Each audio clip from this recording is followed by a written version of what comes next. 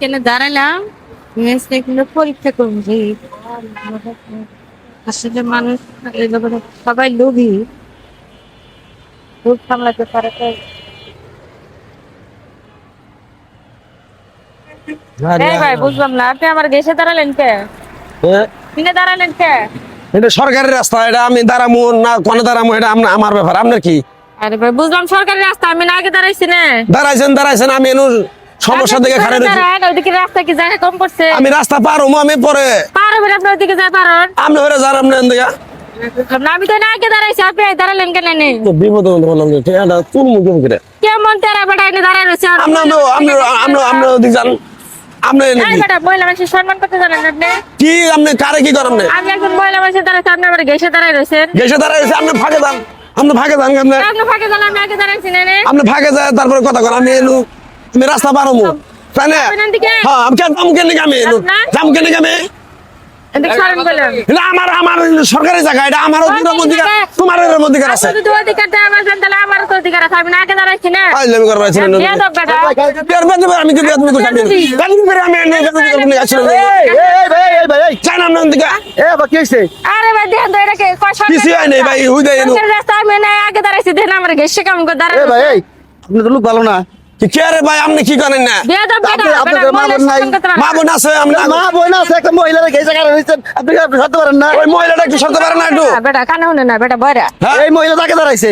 মহিলা দাঁড়াইছে তাহলে মহিলা জায়গা এই রাস্তায় কি জায়গা কম পড়ছে, তুই অন্য জায়গায় যেতে ভাই সোজা খারাপ এই সরে খারাপ আমি তবে কইতাছি কিছু নস্তাকে একটা মহিলা মানুষ সম্মান করা শিখাস না। আর করে দেন আর মহিলা মানুষ সম্মান করা শিখাস নাই। মহিলা মানুষ দাঁড়া রয়েছে, তুই মহিলা মানুষ বড় মা বোন নাই মনে হয়। এই দেখে কারবার তো এইটা।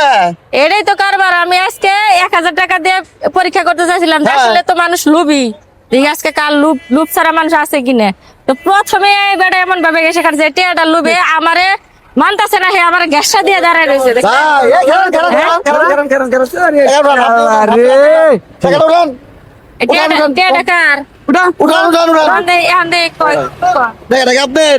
না টাকাটা আমার না ভাই। আপনার না আপনার হ্যাঁ আপনার যে টাকার প্রমাণ কি আফা?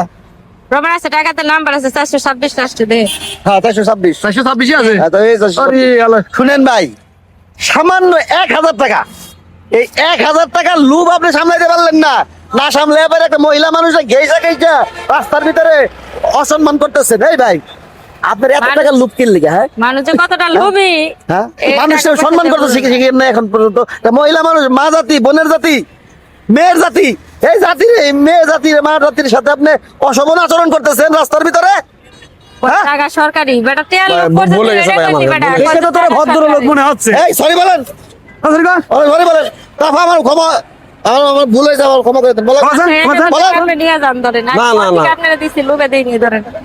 আপনি যেহেতু বুঝতে পারছেন আপনার ভুল, আপনি দিয়ে আপু সরি আপু, আমি মাফ চাই। আচ্ছা আর এই আসলে এই টাকাটা ওনার পাশে পরে আসলে দেখে আমি এইভাবে পাড়া দিয়ে রাখছি না। এটা জিজ্ঞেস করতে পারতেন না ভাই, টাকাটা কি আপনার? এই যে এখন যেমন দিয়ে দিছে, এটা তখন আপনাকে দিয়ে দিত। বুঝতে পারছেন? আপনি যদি তুইলে আমারে বলতেন যে আপু টাকাটা কার, আসলে টাকাটা আমার না, এই কথাটা বলতেন, তাহলে আপনি আপনার সততার মানে পরিচয় দিতে ভাই, সততার এখনো দাম আছে।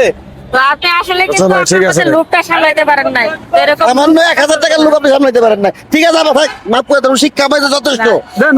আর এই ধরনের লোভে কখনো করবেন না, নিজেকে সংযত রাখার চেষ্টা করবেন। আর টাকাটা আমি আপনারা দিয়ে দিচ্ছি, মন থেকে জান। মন থেকে দিয়েছেন আপা? মন থেকে আপা আপনিও জান।